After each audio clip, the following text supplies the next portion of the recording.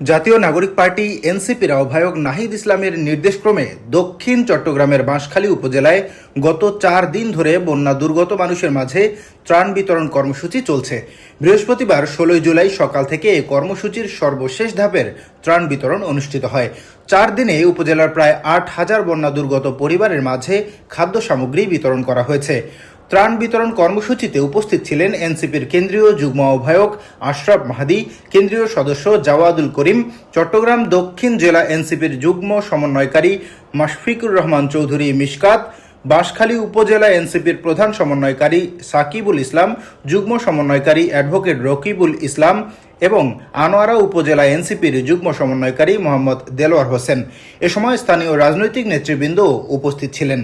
এদিকে এর আগে এনসিপির উদ্যোগে আনোয়ারা উপজেলায়ও প্রায় 2,000 বন্যা দুর্গত মানুষের মাঝে ত্রাণ সামগ্রী বিতরণ করা হয়।